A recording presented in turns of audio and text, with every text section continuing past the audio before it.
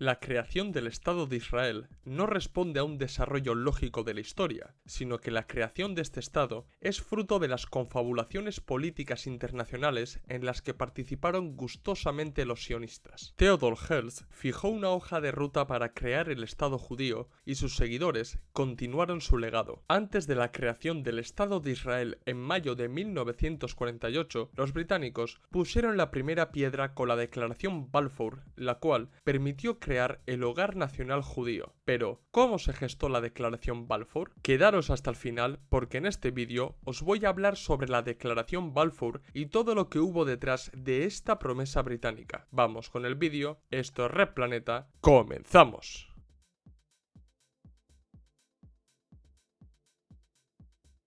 El 2 de noviembre de 1917, el entonces ministro de Relaciones Exteriores del Reino Unido, que era Arthur Balfour, escribió una carta a Lionel Walter Rothschild, líder de la comunidad judía británica, para que transmitiera a la Federación Sionista de Gran Bretaña e Irlanda la intención del gobierno de crear un hogar nacional judío en Palestina. Esta carta fue publicada en la prensa británica el 9 de noviembre del mismo año, y a partir de ahí, la carta del ministro de Relaciones Exteriores fue conocida como la Declaración Balfour. La Declaración Balfour fue un punto de inflexión en la historia del sionismo, porque hasta entonces los sionistas habían estado intentando ganarse el patrocinio de alguna potencia imperialista que les permitiera y ayudara a colonizar Palestina. Esa potencia fue el Reino Unido, pero la creación de la alianza anglo-sionista no fue ninguna casualidad, y para entender por qué fueron precisamente los británicos quienes prometieron a los sionistas crear el Hogar Nacional Judío, merece la pena destacar los primeros planes imperialistas británicos para colonizar Palestina. Hoy, el sionismo está asociado a los judíos, pero es un verdadero error limitar el sionismo a los judíos, porque ni todos los judíos son sionistas, ni todos los sionistas son judíos. El objetivo histórico del sionismo ha sido crear un Estado judío en Palestina, y antes de que Theodor Herzl o protosionistas como Moses Hess desarrollaran esta idea, Napoleón y luego los británicos valoraron la creación de esta clase de Estado para hacerse con los territorios del Levante del Imperio Otomano.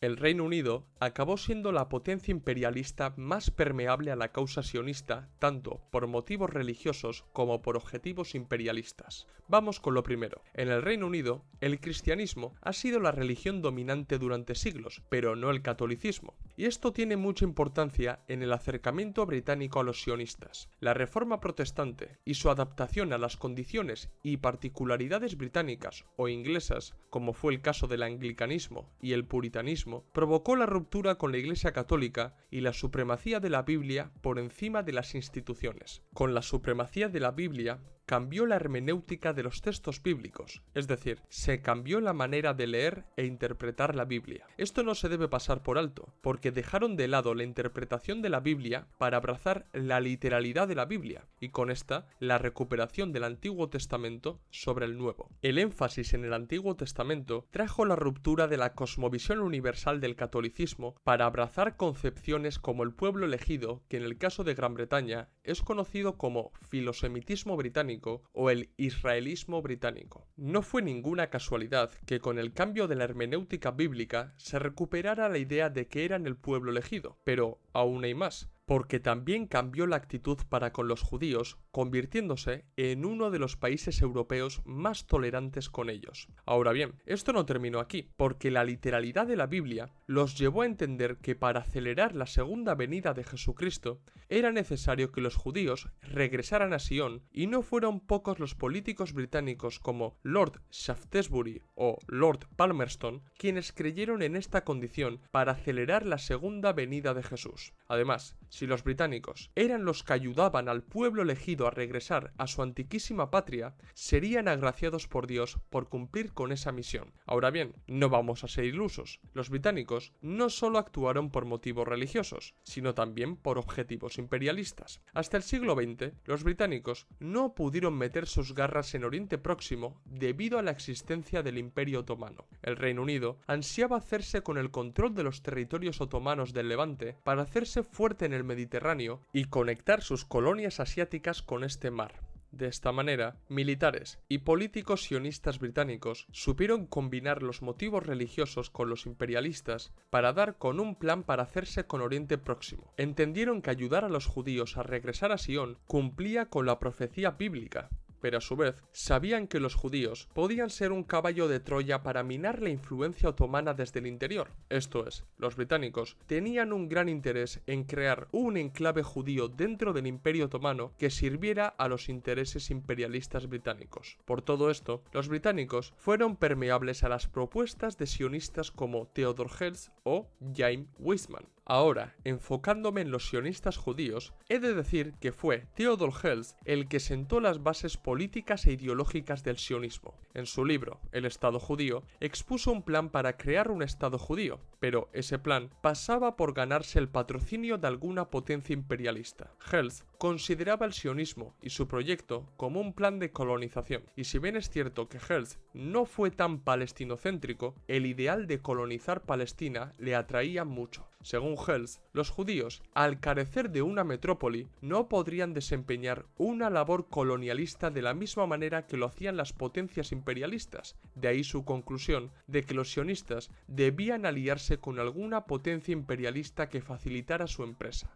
A su vez, entendió que los judíos, al estar dispersados por todo el mundo, debían organizarse internacionalmente para incidir en sus países e instar a los gobiernos de la necesidad de resolver la cuestión judía, promoviendo la emigración de los judíos y su asentamiento en un tercer territorio, creando el Estado judío. El propio Herzl tanteó a los otomanos, a los rusos, a los alemanes y, como no, a los británicos. A principios del siglo pasado, los judíos de Europa del Este comenzaron a sufrir pogromos en la Rusia zarista y estas acciones judeófobas provocaron la emigración de centenares de judíos. Sin embargo, esa emigración no era desviada a Palestina, sino que los judíos preferían marcharse a países más tolerantes con ellos como el Reino Unido o los Estados Unidos. La llegada de judíos al Reino Unido fue vista como una invasión por parte de los ciudadanos británicos e incluso de los políticos, y en 1902 llegaron a crear una comisión real para valorar qué hacer con los judíos que se concentraban en los principales puertos del país. En esa comisión participó Theodor Herzl, el cual explicó a los dirigentes británicos los planes de la Organización Sionista Mundial y les propuso desviar la inmigración judía a Palestina. Esa desviación pasaba por cerrar las puertas del país a los judíos que huían de los pogromos para que entendieran que la verdadera solución era marchar a Palestina. La participación de Herzl en la comisión sirvió, por un lado, para que los sionistas metieran sus narices en la política británica y, por otro lado, para que en 1905 el entonces primer ministro Arthur Balfour limitara enormemente la entrada de judíos al país. Theodor Herzl allanó el camino para que los sionistas se ganaran la confianza de los británicos, pero en realidad fue el sionista bielorruso y el primer presidente de Israel, James Weizmann, el que solidificó la alianza anglo-sionista.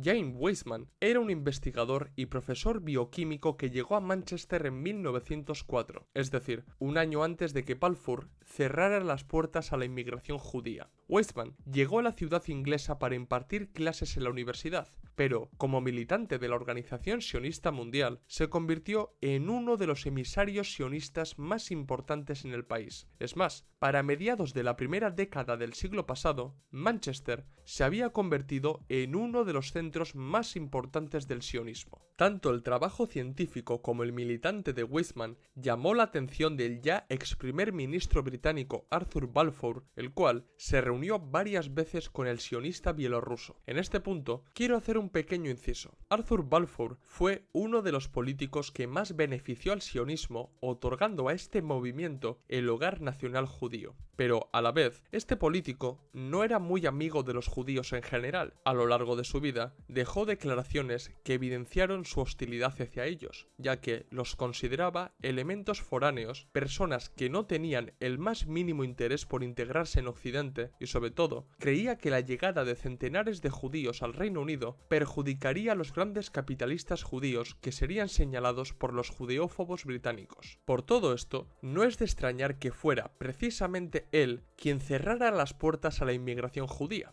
Pero esta actitud no entra en contradicción con el sionismo, porque Balfour vio con buenos ojos la propuesta sionista de redirigir a los judíos a Palestina porque aliviaba a los países europeos de tener que aceptar una masa importante de judíos. Pues bien, fue Balfour el que abrió las puertas de la política británica a Weizmann, acercándole a los conservadores británicos. El sionista bielorruso no desaprovechó la ocasión y explicó a los Tories las intenciones sionistas. En realidad, los esfuerzos de Weizmann tuvieron sus frutos, porque en 1907 se celebró en Londres el Congreso Secreto de los Conservadores, en el que estos políticos adoptaron una postura interna respecto a la cuestión judía que era la siguiente: limitar la entrada de judíos al Reino Unido a la vez que ayudaban a los judíos a establecerse en Palestina. Ahora bien, los conservadores británicos dejaron muy claro a Weizmann que su apoyo estaba condicionado a los intereses imperialistas británicos de extenderse por Oriente Próximo, así que los sionistas favorecerían la introducción del Imperio Británico en esta región del planeta.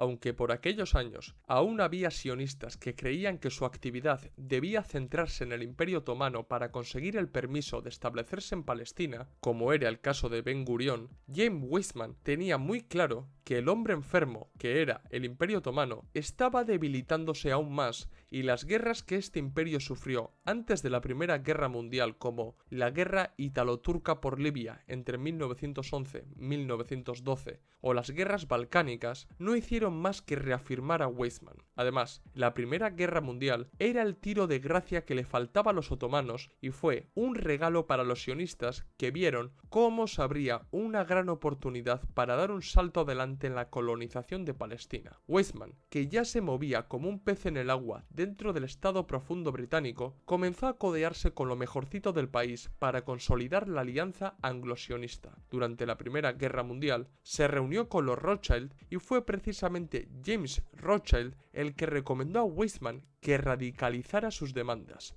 En aquellos momentos, los británicos aún valoraban dejar vivo el Imperio Otomano, pero reformado. Sin embargo, James Rothschild instó a Weizmann para que los británicos se alejaran de esta idea y defendieran el desmantelamiento del Estado otomano y la creación en Palestina de un Estado judío alineado con el Reino Unido. Los británicos declararon la guerra a los otomanos el 5 de noviembre de 1914 y el qué hacer con el Imperio Otomano se convirtió en uno de los debates más importantes del gobierno. Antes que Balfour, fue el judeosionista británico Herbert Samuel el que escribió el memorándum El futuro de Palestina, en el que defendía el establecimiento de un autogobierno judío en Palestina supeditado al Reino Unido. El entonces primer ministro Asquith se mostró receloso ante la propuesta de Herbert Samuel, pero para entonces Weizmann había conseguido encamelar a tres peces gordos de la política británica como lo eran Balfour, Lloyd George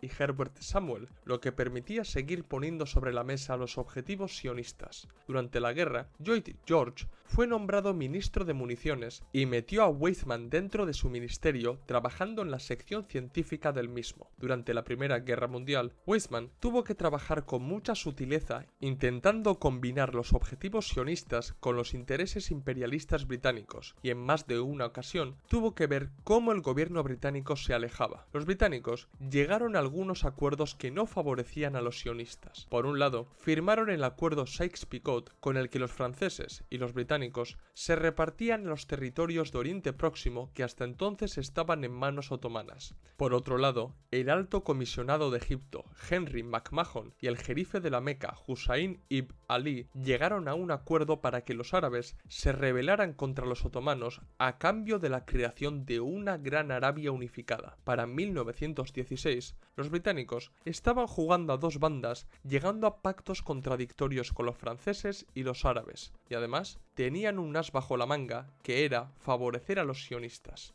Ese mismo año, Lloyd George se convirtió en el primer ministro británico y Arthur Balfour fue ascendido a ministro de Relaciones Exteriores. El cambio de gobierno durante la guerra fue otro regalo para el sionismo internacional porque dos de los socios más cercanos a Weizmann se colocaron en los máximos puestos gubernamentales del país. Estos volvieron a colocar la cuestión palestina en el centro del debate y esto se ve en el hecho de que el ejército británico lanzó una ofensiva sobre Palestina haciéndose con ella. Con el avance británico sobre Palestina, quedaba claro que los británicos iban a ser los futuros administradores de la región, por lo que Weizmann redobló sus actividades para conseguir un documento oficial que garantizara a los sionistas su establecimiento en Palestina. Obviamente, los británicos no eran tontos y no estaban dispuestos a regalar Palestina a los sionistas sin recibir nada a cambio, así que las negociaciones anglo-sionistas fueron muy comunes entre finales de 1916 y 1917. Weizmann hizo la siguiente oferta a los británicos. 1. Los sionistas harían todo lo posible para incidir en la política estadounidense y que este país entrara en la guerra en el bando de la Triple Entente. 2. Durante la guerra, el bioquímico bielorruso desarrolló un proceso químico para producir acetona mediante la fermentación bacteriana utilizando la bacteria Clostridium acetobutylicum.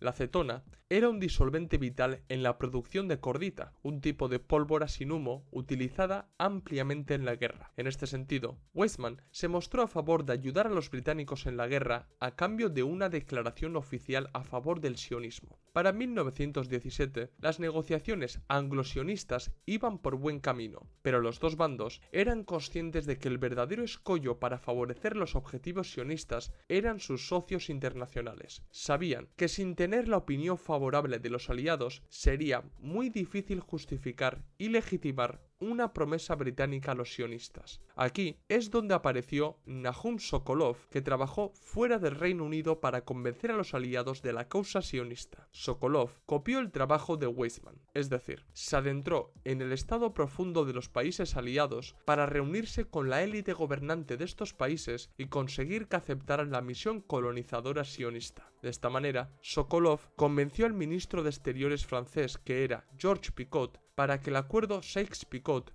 no entrara en conflicto con la creación de un autogobierno judío en Palestina. También viajó a Italia para reunirse con el Papa y las autoridades italianas. El trabajo de Sokolov fue indispensable porque consiguió que los franceses, los italianos y el Vaticano aceptaran la propuesta sionista. Con el consentimiento de los aliados, el gobierno británico, James Weizmann y Lionel Rothschild empezaron a discutir la redacción de un documento que daría el supuesto derecho a los judíos a establecerse en Palestina. Los sionistas no pudieron meter dentro de la declaración el objetivo de crear un Estado judío, pero sí que consiguieron que los británicos aceptaran crear un hogar nacional judío en Palestina. Así pues, el 2 de noviembre de 1917, Arthur Balfour oficializó los objetivos sionistas con la declaración Balfour. A continuación, os leo el texto original. 2 de noviembre de 1917. Estimado Lord Rothschild, tengo el placer de dirigirle, en nombre del gobierno de Su Majestad, la siguiente declaración de simpatía hacia las aspiraciones de los judíos sionistas que ha sido sometida al gabinete y aprobada por él. El gobierno de Su Majestad contempla favorablemente el establecimiento en Palestina de un hogar nacional para el pueblo judío y hará uso de sus mejores esfuerzos para facilitar la realización de este objetivo, quedando bien entendido que no se hará nada que pueda perjudicar los derechos civiles y religiosos de las comunidades no judías existentes en Palestina, ni los derechos y el estatuto político de que gocen los judíos en cualquier otro país. Le quedaré agradecido si pudiera poner esta declaración en conocimiento de la Federación Sionista. Con el paso del tiempo, los sionistas han erigido esta declaración a una prueba legal que otorga a los judíos de todo el mundo el derecho de asentarse en Palestina y crear un Estado. Pero esta declaración presenta varios problemas que han de ser analizados y mencionados para que los sionistas se quiten de la cabeza de una vez por todas sus derechos históricos sobre Palestina. 1. La declaración Balfour es un claro ejemplo de la prepotencia imperialista y colonialista occidental. Los británicos, creyéndose dueños de Palestina, prometieron a los sionistas, y no a los judíos como nos quieren hacer creer los sionistas, crear un hogar nacional judío en una tierra que no pertenecía ni a los británicos ni a los sionistas. 2. Aunque para cuando se publicó la declaración los británicos ya habían entrado en Palestina, ninguna organización internacional reconocía oficialmente el dominio británico sobre Palestina. 3. La declaración Balfour se redactó sin consultar ni tener en cuenta a los palestinos que junto al resto del mundo árabe se habían rebelado contra los otomanos para ayudar a la Triple Entente en Oriente Próximo. En verdad, La Declaración Balfour era una traición a las conversaciones que tuvieron Henry McMahon y el jerife de la Meca, y los árabes no pudieron ver materializado su objetivo de crear la Gran Arabia. 4. La declaración deja muy claro que no haría nada que pueda perjudicar los derechos civiles y religiosos de las comunidades no judías existentes en Palestina, ni los derechos y el estatuto político de que gocen los judíos en cualquier otro país. Sin embargo, la historia ha demostrado que estas dos condiciones fueron violadas flagrantemente. Por un lado, la alianza anglo-sionista fue más que evidente en los primeros años del mandato británico de Palestina, cuando las autoridades británicas implantaron políticas pro-sionistas que ayudaron a sentar las bases materiales para la transformación del hogar nacional judío en Estado judío. Es decir, se vulneraron los derechos civiles y religiosos de las comunidades no judías existentes en Palestina. Por otro lado, los sionistas, para crear el futuro Estado judío, fomentaron la emigración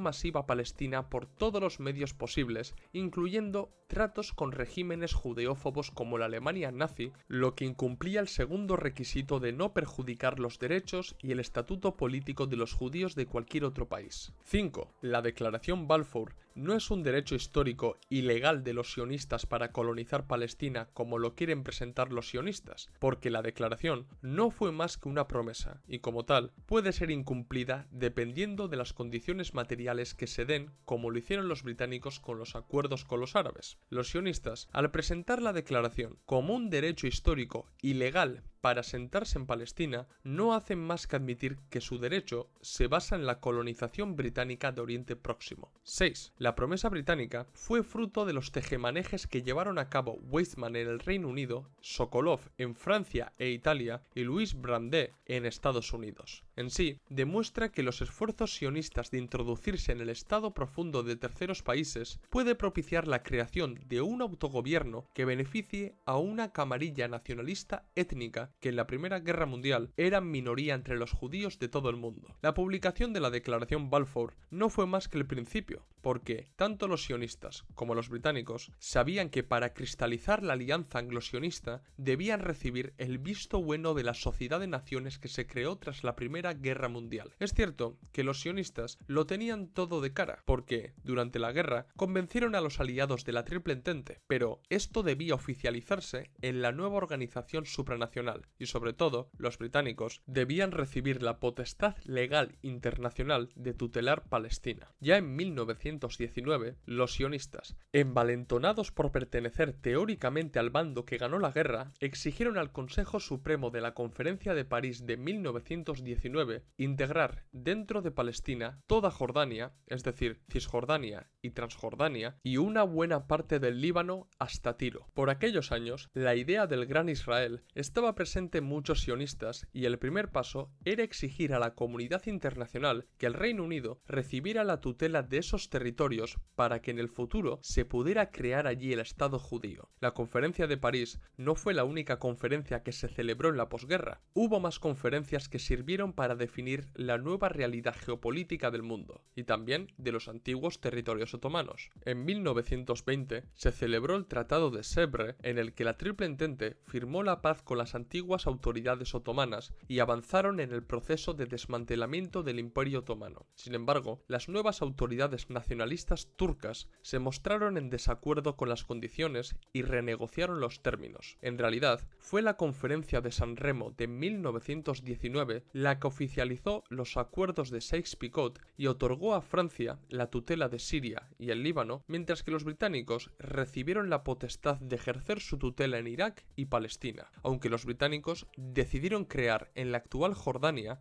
el Emirato de Transjordania, limitando las aspiraciones sionistas e intentando contentar a los árabes. En esa conferencia nació oficialmente el mandato británico de Palestina y los británicos estaban obligados a cumplir el artículo número 22 de la Sociedad de Naciones, en el cual aparecen las siguientes condiciones para implantar el mandato. 1. Los británicos deberán abogar por el bienestar y el desarrollo de las naciones puestas bajo mandato. 2. El mandato es la mejor manera de llevar los valores civilizatorios a las naciones que hasta entonces habían estado bajo bajo dominio otomano. 3. El mandato tiene carácter temporal y reconoce la existencia de naciones que, llegado el momento y sobre todo a consecuencia de la ayuda y asistencia británica, podrán ser reconocidas en el futuro como naciones independientes. 4. El mandato existirá hasta que las naciones puestas bajo mandato puedan valerse por ellas mismas. En conclusión, el artículo número 22 de la Sociedad de Naciones, que otorgaba a los británicos la potestad de implantar el mandato en Palestina, era de carácter temporal y se optó por esta opción para que una potencia desarrollada ayudara y asistiera a las naciones que anteriormente habían estado bajo dominio otomano y, de esta manera, se pudieran desarrollar como nación y prepararse para convertirse en estados. Pero el artículo número 22 pronto entró en contradicción con la aceptación en esta misma conferencia de la Declaración Balfour y la creación del Hogar Nacional Judío. Los delegados de la Conferencia de San Remo pensaron que la creación del mandato británico de Palestina y el Hogar Nacional Judío podía ser compatible. Esto es, pensaron que los objetivos colonialistas sionistas y las aspiraciones nacionales del pueblo palestino podrían coexistir, pero esto era falso, y el tiempo no hizo más que demostrar que esta contradicción se agudizó de tal manera que se convirtió en una contradicción antagónica que solamente se podría resolver mediante la guerra entre colonos y nativos que dura hasta hoy día. Por cierto, el desmantelamiento oficial del Imperio Otomano se produjo en 1923 con el Tratado de Lausana. Algunos creen que mientras los sionistas hacían todo tipo de trapicheos políticos en el estado profundo de distintos países, los palestinos se mostraron pasivos y no reaccionaron. Esto es falso, y la historia demuestra que los palestinos se mostraron en contra de la conjura anglo-sionista. En 1918, los palestinos se reunieron para valorar la nueva situación política que les venía encima, y fruto de estas reuniones nacieron las asociaciones cristiano-musulmanas de Palestina, y estas acabaron celebrando en 1919 el Congreso Árabe Palestino, que se opuso a los objetivos sionistas. A pesar de oponerse a los sionistas, no se mostraron totalmente en contra de la llegada de los británicos siempre y cuando su llegada no perjudicara los intereses nacionales de los nativos, y estuvieron de acuerdo con defender el derecho de los colonos judíos ya asentados en Palestina. Este congreso decidió escribir un telegrama al presidente estadounidense Woodrow Wilson advirtiendo sobre el peligro que podía suponer dar rienda suelta a los sionistas, pero el telegrama fue ignorado por Estados Unidos. Estas primeras acciones palestinas no hicieron otra cosa que convencer a los sionistas de fortalecer aún más su alianza con los británicos y acelerar el proceso de colonización para que el pueblo palestino no truncara sus objetivos, y de ahí que durante los primeros años del mandato británico de Palestina, las autoridades británicas implantasen políticas pro-sionistas para consolidar el hogar nacional judío. Pero eso es otra historia. La Declaración Balfour se gestó a través de tretas políticas de los sionistas que no dudaron en incidir en el estado profundo del Reino Unido y de otros países para asegurar su empresa colonialista. ¿Qué os ha parecido el vídeo? ¿Os ha gustado? ¿Os gustaría que os hablara sobre cómo se desarrolló el mandato británico de Palestina y cómo los sionistas consolidaron su dominio? Hacérmelo saber en los comentarios y sugerirme nuevos temas para que trate en futuros vídeos. Dar like si os ha gustado el vídeo, si sois nuevos, suscribíos al canal, recordad que en la descripción del vídeo tenéis el enlace de PayPal para donarnos dinero, ayudarnos a crecer y que podamos seguir manteniendo el canal. También tenéis en la descripción del vídeo los enlaces de los documentos y libros que tenemos a la venta en Gumroad, y seguirnos en las redes sociales, Twitter, Facebook, Instagram y TikTok, donde subimos nuevo contenido, a diario o casi a diario. Esto es todo, nos vemos en el próximo vídeo. ¡Salud, camaradas!